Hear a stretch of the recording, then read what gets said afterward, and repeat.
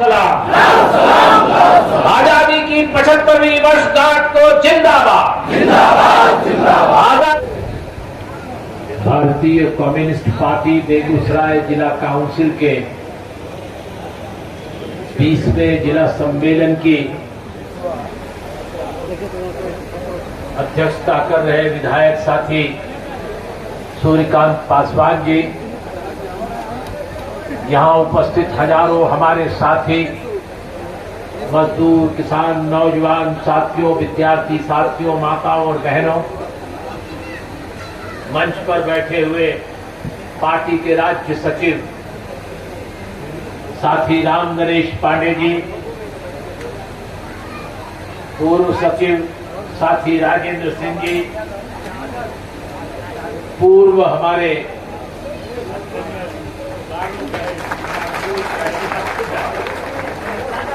चलिए ठीक है। अब चादर भी देना है, तो चादर कहीं चली गई होगी, आ गई।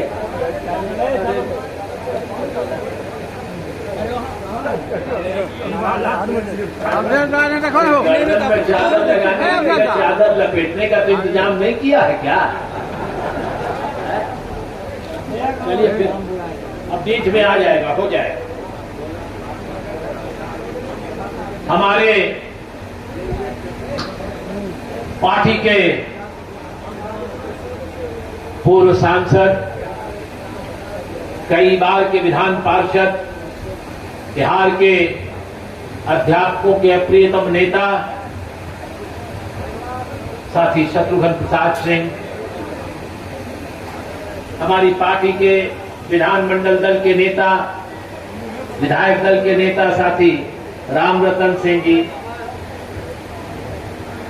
पूर्व एमएलसी सुश्री कॉमरेड उषा शाहनी, हमारे नेता साथी राजेंद्र चौधरी, साथी प्रताप नारायण सिंह, साथी संजीव कुमार, साथी शिव सहनी, साथी विपिन जी, कमलिक महतो जी, प्रोफेसर अरुण जी और तमाम मंच पर बैठे हुए हमारे नेता के अगर नाम लूंगा तो मेरा 10 मिनट इसी में निकल जाएगा। अभी आपने जिनके गीतों को सुना, हमारे एकता के साथीगण जिनका नेतृत्व कर रहे थे, देश के जाने माने संगीतकार, गीतकार और गायक साथी सीताराम सिंह जी, जो इसी धरती के हैं, हम सबको उन पर बड़ा अभिमान है, नाज है। एक महत्वपूर्ण आवाज जिनके आलाप को सुनकर एक लंबी याद मोती मोहम्मद रफी के बैजू बावरा गाने की आ जाती, उस आलाप को लेने वाले साथी लक्ष्मी यादव जी की वैसे आलाप है जैसे मोहम्मद रफी ने, बैजू बावरा ने वो गाना गाया था, वो दुनिया के रखवाले, वैसी आलाप लेते हैं साथी लक्ष्मी यादव। उसका पूरा नेतृत्व करते हुए साथी अमरनाथ सिंह और दूसरे तमाम साथीगण। ये धरती क्रांतिकारियों की शहादत देने वालों की धरती है। बेगूसराय भारतीय कम्युनिस्ट पार्टी के देश में सबसे दूसरे नंबर की बड़ी पार्टी है। सबसे ज्यादा सदस्य केरल के कोल्लम में है और केरल के कोल्लम के बाद अगर किसी जिले में सबसे ज्यादा सदस्य है तो ये गौरव बेगूसराय की पार्टी को जाता है। ये आपके संघर्षों की देन है, आपके संकल्पों का इरादा है, आपकी मर्यादा का नेतृत्व करके उसे बनाए अक्षुण्ण रखने की अभिलाषा है, सोच है। उसी सोच के चलते तमाम उतार चढ़ाव के बाद भी ये पार्टी देश में सभी जिलों में दूसरे नंबर की सबसे बड़ी पार्टी है। माताओं और बहनों, आपका भी योगदान कम नहीं है। ये अजब दौर है। हम जिस दौर में 8 साल से जी रहे हैं, ये दौर भारत की राष्ट्रीय आजादी के दौर के बाद 65 साल की आजादी के बाद के दौर में सबसे खतरनाक दौर है। जहां संस्थाएं मारी जा रही है, संविधान का गला घोटा जा रहा है।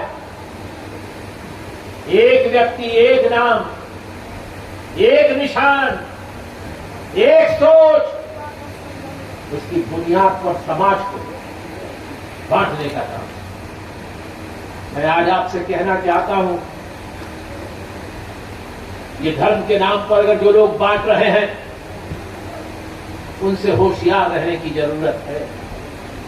ये धर्म के लिए आधार पर किसके लिए बांट रहे हैं? ये देश की दौलत को कुछ लोगों के हाथों में कैद कराने के लिए बांट रहे हैं। अरे भाई, भारत में तो हर तरह के धर्म के मानने वाले लोग हैं। ये अमेरिका और ब्रिटेन नहीं है जहां 97% लोग ईसाई हो। ये सऊदी अरबिया नहीं है जहां 99.8% इस्लाम के मानने वाले देश हैं। इस देश में युगों से, सैकड़ों, हजारों साल से मतमतांतर रहा है। और ये बिहार की धरती, इसने तो कई धर्मों को जन्म दिया, कई धर्मों को जन्म दिया है। बौद्ध धर्म भी यहीं से आगे बढ़ा। अशोक, सम्राट अशोक, और इसी धरती से तीर्थंकर महावीर, जैन धर्म, इसी धरती से भारत की धरती पर बहुत से धर्म आए और गए। बहुत से धर्म हैं। आज भारत में 9 धर्म हैं। देश के अंदर 3000 जातियां हैं, 13,000 बोलियां बोली जाती हैं। दुनिया में ऐसा कोई देश नहीं है। हम सब अपने धर्म और जातियों में चलते हुए चले जाएंगे, लेकिन हमें बांटने की जो कोशिश हो रही है, अतुल कुमार अंजान और शत्रुघ्न प्रसाद सिंह अगर मरेंगे तो जलाए ही तो जाएंगे, और मोहम्मद इदरीस और दिलेर अफगन अगर मरेंगे तो कब्रिस्तान में दबाए ही जाएंगे। इसमें कौन सी बहस है? फिर ये क्या बात कि इस देश में नरेंद्र दामोदर दास मोदी और उसकी जमात, ये बीजेपी के लोग धर्म का सवाल करके वितंडावाद हमारे समाज में पिछले 20 सालों से करके आज धरती पर राज कायम कर रहे हैं। भारत ये सवाल है, रोटी का सवाल है, नौजवानों की बेकारी का सवाल है, भारत की सीमाओं की हिफाजत का सवाल है। देश की दौलत कुछ हाथों में कैद हो रही है, उसे आजाद कराने का सवाल है कि मोदी और उसके चाटुकार बंधु नारा लगा रहे हैं, हिंदू या मुसलमान, शमशान या कब्रिस्तान। इस बुनियाद पर वोट लिए जाएंगे और लिए जा रहे हैं। कौन लड़ेगा इसके खिलाफ? मुझे अफसोस है कि मध्य मार्गी पार्टियां इसके खिलाफ नहीं लड़ती। अगर कोई लड़ती है वैचारिक रूप से तो वो आपकी पार्टी भारतीय कम्युनिस्ट पार्टी है। हम इस बात को समझते हैं, ये देश जितना हिंदुओं का है, उतना मुसलमानों का है, उतना सिखों का है, उतना ईसाइयों का है, उतना जैनियों का है, उतना बौद्धों का है, उतना पारसियों का है, सबका बराबर है। दुनिया में सोच सकते हैं कोई 43 आजादी, अरे वो ज्यादा नंबर में बढ़ जा रहे हैं, वो बढ़ जाएंगे, बड़ी तादाद हो जाएगी, हम सब कम हो जाएंगे।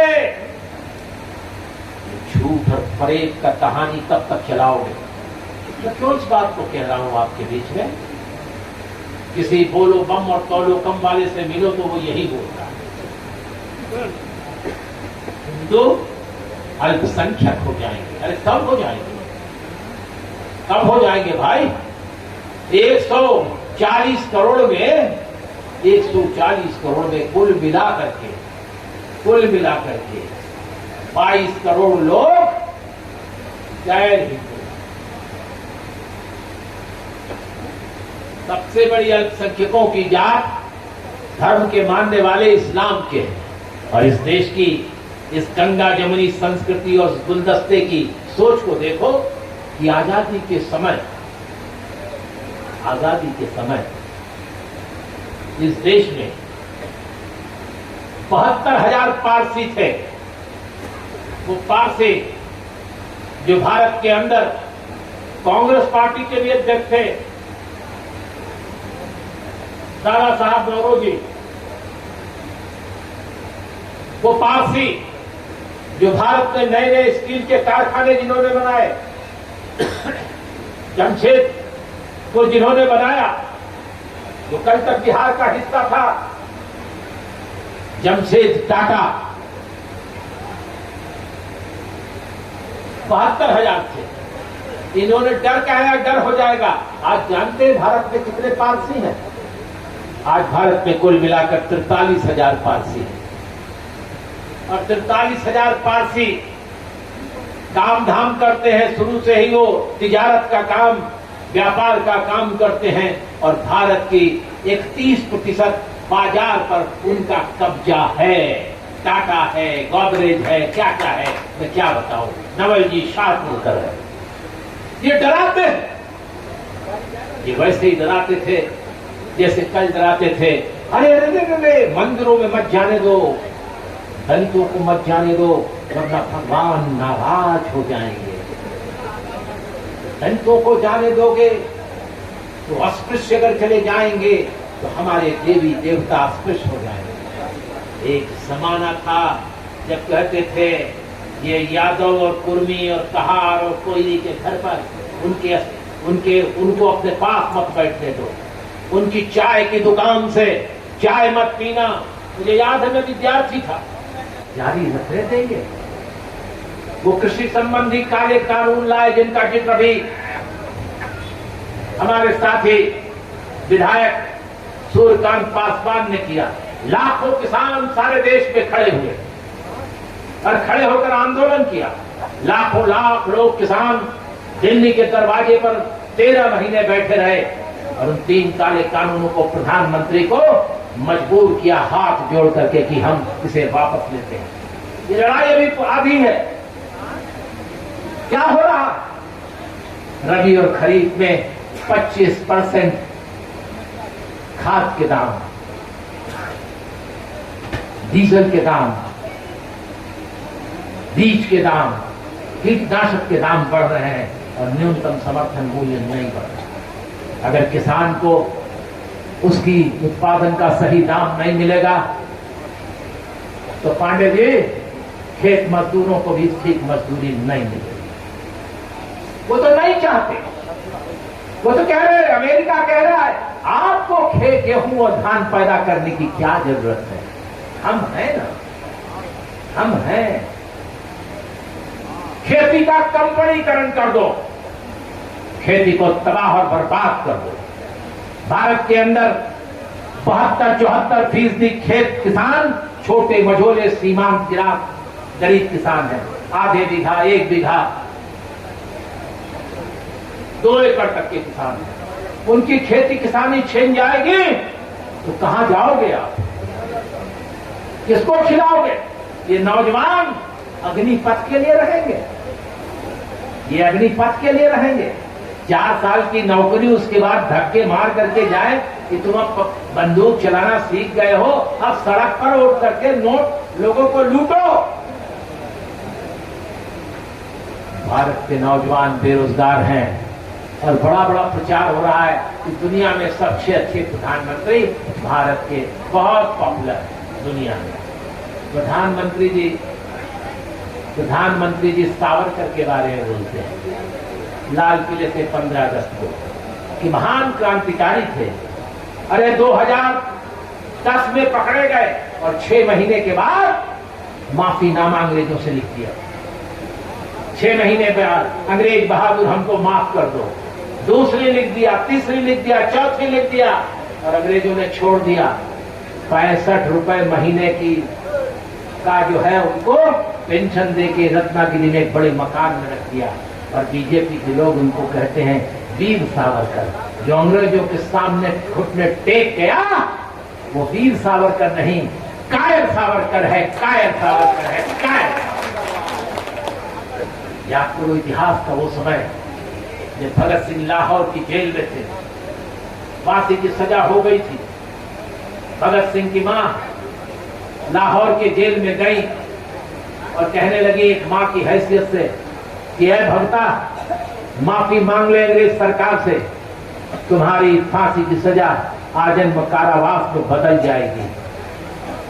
भगता ने, भगत सिंह ने अपनी मां से कहा, ऐ मां, अपनी दूध को मत लजाओ, मैं माफी मांगने वाला नहीं। और 23 मार्च 1931 को फांसी पर तख्ते पर चढ़ गया। और ये सावरकर, जो भारतीय जनता पार्टी जिसको अपना नया आदर्श बना रही है, लाल किले से हमारे प्रधानमंत्री जिसको महान स्वातंत्र वीर कह रहे हैं, वो सावरकर नहीं, वो माफी कुमार।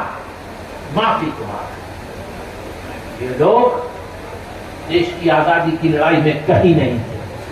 मुझे एक आदमी है, मोदी जी, ये छोटे मोदी की बात नहीं कर रहा हूं मैं, राजाओं की बात कर रहा हूं, रजुल्लियों की बात नहीं कर रहा। है नरेंद्र दामोदर दास मोदी, है मोहन भागवत, भारतीय कम्युनिस्ट पार्टी की तरफ से चुनौती देते हुए कहता हूं, एक आदमी बता दो आरएसएस का जिसने राष्ट्रीय आजादी की लड़ाई में 4 साल जेल काटी हो, छोड़ दो। 2 साल जेल काटी हो, छोड़ दो। 1 साल जेल काटी हो, किसी ने नहीं। भगत सिंह को फांसी चढ़ रही थी तो गोलवलकर जो राष्ट्रीय स्वयंसेवक संघ के सरसंघ चालक थे, ये सारे आरएसएस के लोग क्वीन विक्टोरिया जिंदाबाद के नारे लगा रहे थे। ये आज राष्ट्रवादी हो गए, राष्ट्र विरोधी राष्ट्रवादी हो गए। धर्म के नाम पर, हिंदू मुसलमान के नाम पर, शमशान कब्रिस्तान के नाम पर सरकार में आ गए तो राष्ट्रवादी है। सारे अखबार, सारे इलेक्ट्रॉनिक मीडिया देख गया। ठीक जानागार है थे हमारे साथी, ठीक बड़ा संकट की स्थिति आ गई जब गांधी के हत्यारे ही गांधी का राम धुन गाने लग जाए। बड़ी अजीब स्थिति है, कौन इससे निकालेगा? वीरांगना लक्ष्मीबाई और बेगम हजरत महल और वीर कुंवर सिंह के को आदर्श मानकर चलने वाले लोग निकलेंगे बाहर और बिहार के लोग नया रास्ता दिखाएंगे। इसीलिए बेगूसराय में आया, इसीलिए आया। ये पार्टी सिर्फ बातों की पार्टी नहीं है, चुनावों की पार्टी नहीं है, ये संघर्षों की पार्टी है। संघर्षों से, बलिदानों से इसने नए रास्ते दिए हैं। और ठीक कहा है, संघर्षों और बलिदानों के रास्ते पर आगे बढ़ो, बढ़ने की जरूरत है। नया गठबंधन बना है, बड़ी आशाएं, बिहार बड़ी जल्दी आशा करने लगता है हर चीज को। संपूर्ण क्रांति से भी बड़ी आशा थी, बड़ी आशा थी। खेत खलिहान भी सुधरेंगे, नौजवान को काम भी मिलेगा। यही वो कह रहा था, 2 करोड़ लोगों को हर साल काम मिलेगा। कौन? वही दिल्ली वाला। 15 लाख रुपए हर एक के घर में, जनधन का खाता खोलो, आ जाएंगे अपने आप। कह रहा नारियों के सम्मान की बहुत जरूरत है। अरे मोदी जी, अपनी नारी का सम्मान कहां गया? 3 साल साथ में रखने के बाद कर छोड़ दिया। दूसरे को बता रहे हो नारी का सम्मान। मन की बात, मैं तो जानता नहीं मन की बात कैसे होती है। कोई मन की बात नहीं जानता। हो सकता है स्मृति ईरानी मन की बात जानती हो।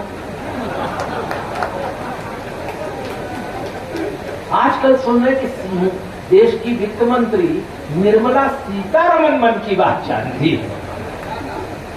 पिछले कुछ दिनों मैंने सुना कि फिल्म एक्ट्रेस प्रीति जनता मन की बात बहुत ज्यादा जानने लगी। मोदी जी, मन की बात जो है आपकी मन की बात नहीं है, चालबाजी की बात, चालबाजी की बात है। मन की बात तो ये है हर इंसान की, कि आपने कहा था 15 लाख रुपए देंगे, हर एक के खाते में आ जाएंगे 100 दिन में। काला धन विदेशों से वापस आ जाएगा। आपने कहा था काला धन वापस आएगा, आपने कहा था डिमोनेटाइजेशन, ये 100, 1000 का नोट हम खत्म कर रहे हैं। इससे देश के अंदर आतंकवाद खत्म हो जाएगा, नक्सलवाद की पीठ टूट जाएगी, इसके अंदर काला धन आ जाएगा। और अगर 50 दिनों के अंदर ऐसा ना आए तो बहनों और भाइयों, मुझे जूते मारना और सड़कों पर लटका देना। अरे मिल तो जाओ प्यारे, तो बताओ क्या होता है। नौजवान ढूंढ रहा है, आप मिल ही नहीं रहे हो। एक एक गाड़ी, इसने 9 गाड़ियां खरीदी है, देश कंगाली के रास्ते पर चला गया। 9 गाड़ियां खरीदी है, कार काली काली, जिसको अभी 26 जनवरी पर लेकर आया था, 15 अगस्त को लेकर चल रहा था। विदेशों से 9-9 करोड़ की गाड़ी लेकर आया है। इस पर बम का भी हमला नहीं होगा। एक हवाई जहाज, 2 हवाई जहाज 6-6 हजार करोड़ के खरीदे हैं, जो हवा से भी तेज चलेंगे। इस गरीब देश के अंदर बड़े महंगे प्रधानमंत्री आपने धर्म के नाम पर चुन दिए हैं। सुप्रीम कोर्ट से हमने कहा है कि बिल्कुस्तानों के मामले में पुनः सुप्रीम कोर्ट इस मामले को देखे और कि जो लोगों को सजा हुई है थी और जिनको बाहर जेल के बाहर माला पहनाकर, टीका पहना करके बीजेपी के नेता मिठाई खिला रहे थे, इन सब के खिलाफ फिर से मुकदमा खोल करके इन्हें सारी उम्र जेल की सजा। ऐसा ही पहले भी हुआ, रांची में एक लड़के को मार दिया, मॉब लिंचिंग, और वो सब जेल में गए और जमानत पर छूटे तो जयंत सिन्हा जो केंद्रीय वित्त राज्य मंत्री थे, हजारीबाग में उनका माला से स्वागत कर रहे हैं। वही जयंत चौधरी जिनके बाद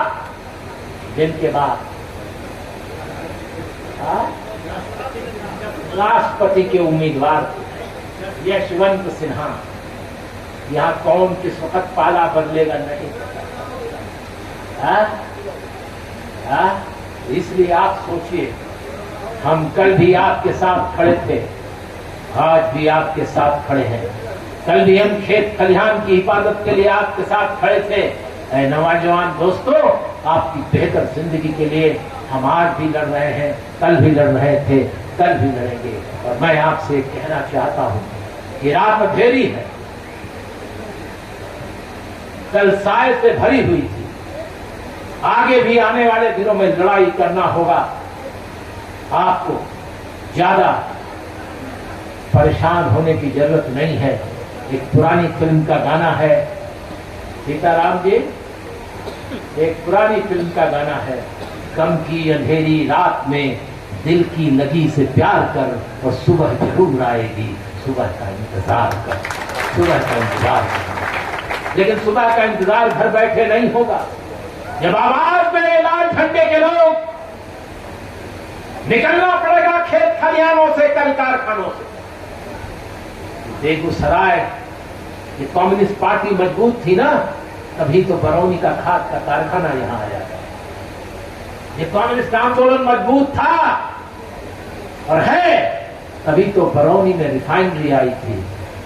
ये और किसी जिले में क्यों नहीं पहुंची? इसलिए आज बरौनी की धरती को और मजबूत करो, बेगूसराय की धरती को और लाल करो और इन पाखंडियों को यहां से दूर भगाओ और बेगूसराय को इस बात का अवसर दे कि बिहार में लाल झंडे के आंदोलन को एक नई दिशा और एक नई राष्ट्रीय मंजिल पर ले जाएगा। बांका में आने वाली सितंबर तारीख को 18 से 21 तक बिहार राज्य की भारतीय कम्युनिस्ट पार्टी का सम्मेलन होगा। अभी सारे जिलों में, अंचलों में सम्मेलन हो रहा है और इस सम्मेलन के बाद, राज्य सम्मेलन के बाद 14 से 18 अक्टूबर तक आंध्र प्रदेश के विजयवाड़ा में पार्टी का 24वां महाधिवेशन होगा, जिसका वो निशान लगा हुआ है, वो लगा हुआ। हमको रात को नए इशारों के साथ, नई सोच के साथ हम आएंगे। मैं आपसे फिर अधिक कुछ नहीं कहना चाहता। बड़ी गर्मी है, बड़ी उमस है। मैं इतना कहना चाहता हूं कि हमको वोट भी देना है, आपको नोट भी देना है। उषा जी, नोट देने में कमी आ जाती है। वोट भी देना है, नोट भी देना और सपोर्ट भी करना, आपको करना है। ये पार्टी आपकी बाहों का एक शिशु है, बच्चा है, जो नए भारत को बनाने का रास्ता साफ कर। ये वो है जो सबको बराबरी का रास्ता देता है। ये तन से जुदा करने के नारा देने वालों के लिए इस देश में कोई जगह नहीं। बात बहुत साफ करता है। मैं अक्सर कह दिया करता हूं, परवाह नहीं गरचे जमाना खिलाफ हो, और रास्ता वो चलेंगे जो सीधा और साफ। तो ये देश हम सबका है, मैंने पहले कहा ना, सबका है। मैं किसी की इबादत में रोक नहीं चाहता, किसी की पूजा अर्चना पद्धति में रोक नहीं चाहता, लेकिन किसी की पूजा अर्चना पद्धति में कोई खलल भी, कोई विघ्न भी नहीं चाहता। बिहार में एक नया रास्ता आया है। पढ़ाई लिखाई के काम को तेज करना है। मैंने 5 जून को महागठबंधन के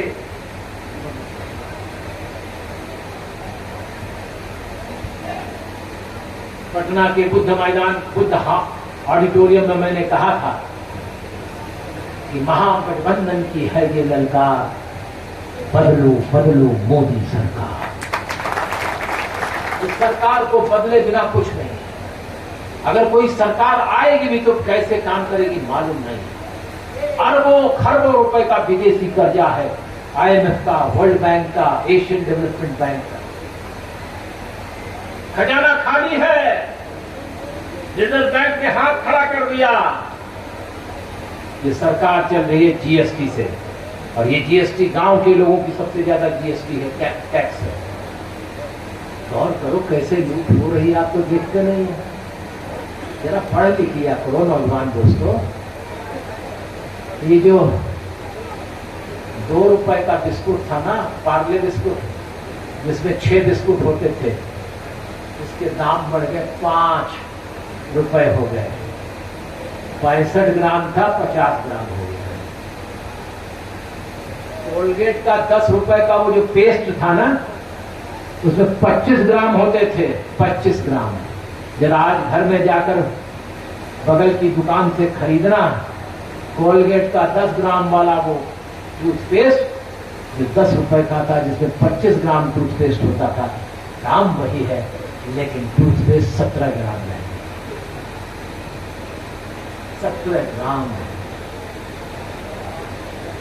सब घट गया, सब घट गया। जो तेल सफोला अफोला लाते हो ना, हर एक में 100 ग्राम की डंडी मार दी गई है, और कुछ नहीं। अडानी अंबानी की दौलत बढ़ गई थी। किसी ने कहा था, एक से पूछा मोदी जी ने कि देश में सबसे ज्यादा आमदनी किसकी हो गई है? कहने लगे कि लोगों की आय दुगनी हो गई क्या? चले आय नहीं दुगनी हुई है, खाली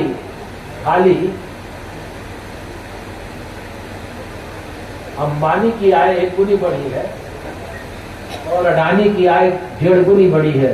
अभी 2 गुनी, दोनों का 2 गुनी नहीं बढ़ी, कहीं 1.5 गुनी है। पहले भी उसकी 2 गुनी करनी। लूट, झूठ और लूट, प्रचार। एक NDTV था, कल उसको भी अडानी ने परसों खरीद लिया। उसका भी शेयर खरीद लिया।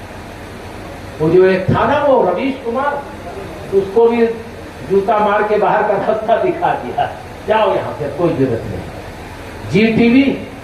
जी टीवी का मालिक सुभाष चंद्रा ऐसा है जैसे एक दिन मैंने कह दिया उस टीवी के चैनल पर, आपके टीवी चैनल पर मुझे क्या आना, आप तो पुरुष होकर के भी मोदी जी के सबसे बड़े भक्त हो। सुबह निकलते हो, 2 चुटकी सिंदूर अपनी मांग में लगाकर निकलते हो, मोदी का नाम लेकर। तुम्हारे चैनल में मैं नहीं आता। सब दिख गया। शैतान एक रात में इंसान बन गए, मोदी जी के साए में। शैतान एक रात में इंसान बन गए और जितने नमक हराम थे सब कप्तान बन गए, सब कप्तान। लूट के रास्ते पर कौन बचाएगा देश को?